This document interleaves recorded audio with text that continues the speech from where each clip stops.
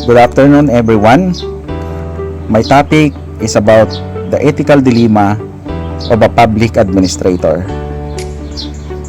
First, I will discuss what is the meaning of an ethical dilemma. What is an ethical dilemma?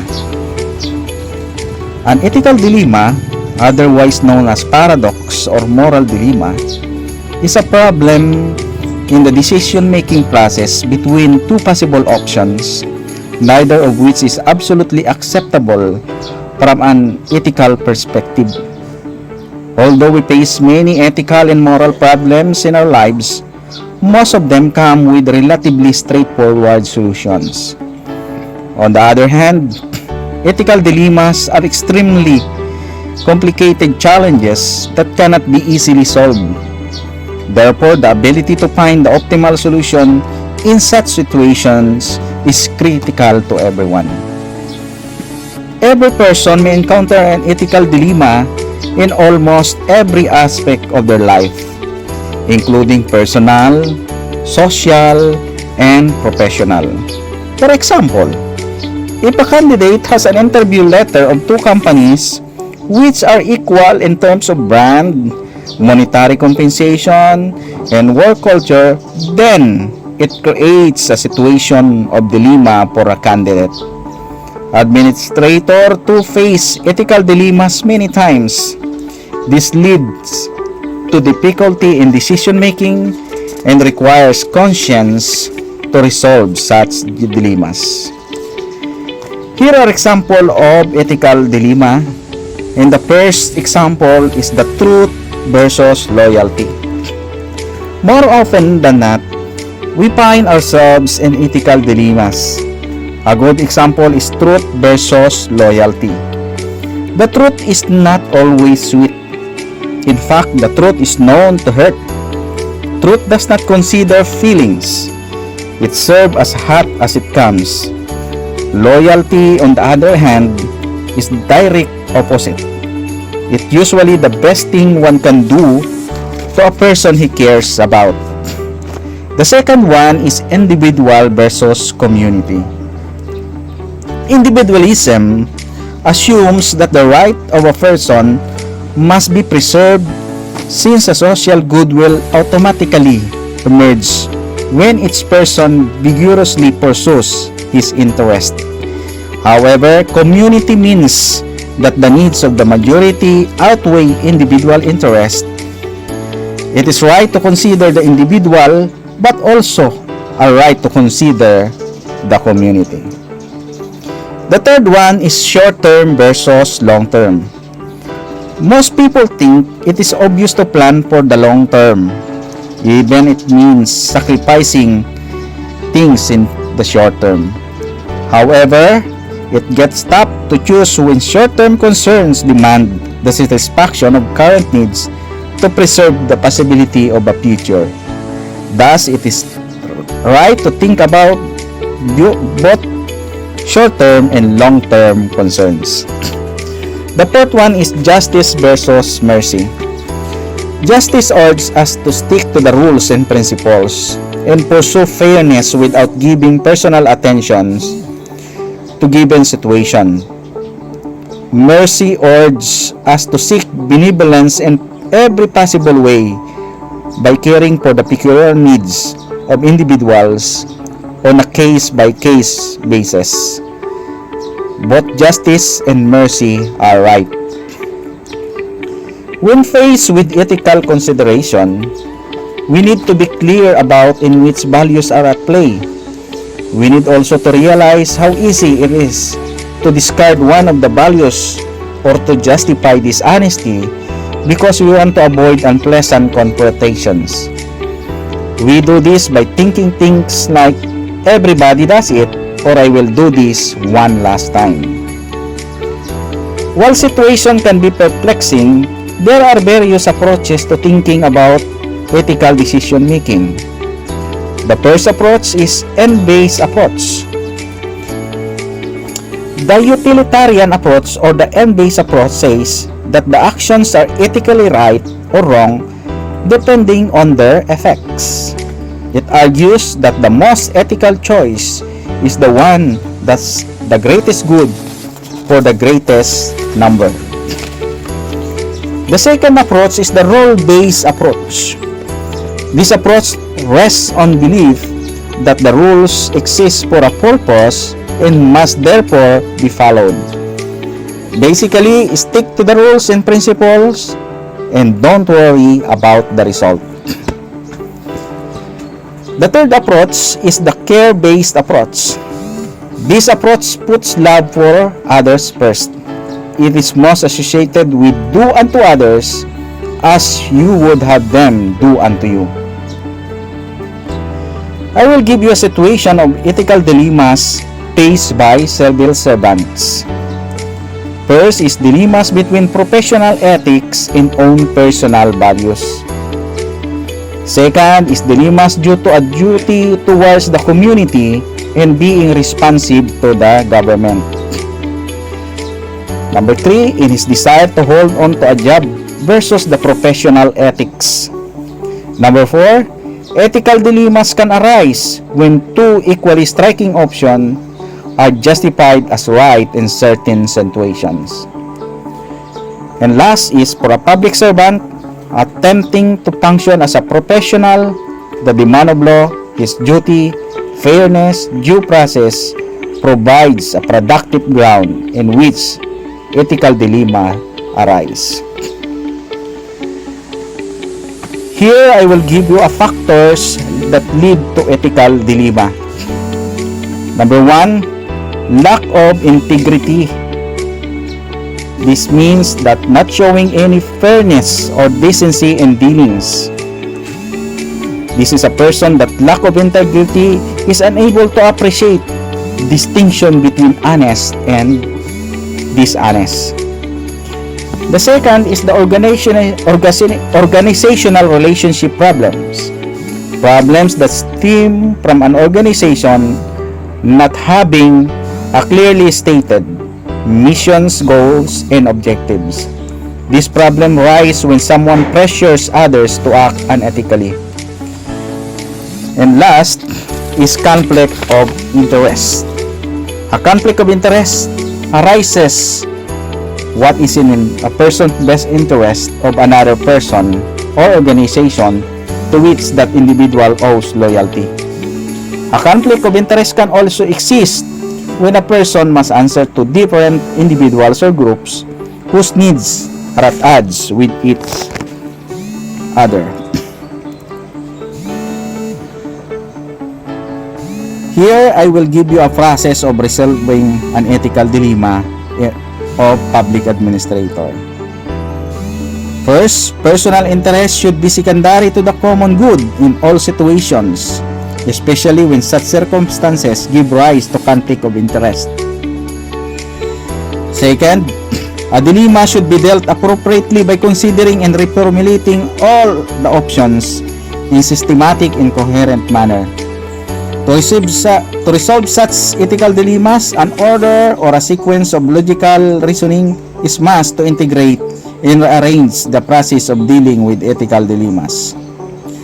The decision should be guided by the following principles based on the provision of Republic Act number 6173. Letter A, Democratic Accountability Administration. Officials and employees shall always uphold the public interest over personal interest. All government resources and powers of the respective department, offices, and agencies must be employed and used efficiently, effectively, honestly, and economically, particularly to avoid wastage in public funds and revenues. Letter B, the role of law and the principle of legality. Officials and employees shall remain true to the people at all times. They must act with justness and sincerity and shall not discriminate against anyone, especially the poor and the underprivileged. They shall refrain from doing acts contrary to law, good morals, good custom, public policy, public order, public safety, and public interest. They shall not dispense or extend undue favors on account of their office to their relatives, whether by consanguinity or affinity, except with respect to appointments of such relatives to position considered strictly confidential or as a member of the personal staff whose terms are coterminous with theirs. Letter C. Professional integrity. Officials and employees shall perform and discharge their duties with highest degree of excellence, professionalism, intelligence, and skill. They shall enter public service with utmost devotion and dedication to their duty. Letter D. Impartiality and neutrality. Officials and employees shall provide service to everyone without unfair discrimination, regardless of party affiliation or preference. Letter E. Larger public good.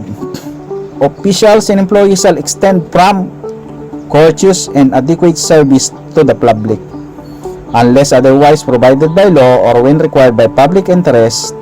Officials and employees shall provide information on the policies and procedures in clear, understandable language, ensure openness of information, public consultation and hearings whenever appropriate, encourage suggestion, simplify and systematize policy, rules, and procedures, avoid red tape, and develop an understanding and appreciation of the socio-economic condition prevailing in the country, especially in the depressed, rural, and urban areas. And the last is responsiveness to civil society. The bureaucracy should be loyal to the country and its people while decision-making considering consequence of such decisions. It is fundamental ethical duty of civil servants to show a spirit of neutrality and discretion and keep their own personal preferences out of performance and duties and responsibilities. Here I will discuss about the ethical concerns. Ethical concerns occur when a given decision, scenario, or activity creates a conflict with decision society moral principle. It becomes challenging to handle this concern if no guidelines or precedents are known.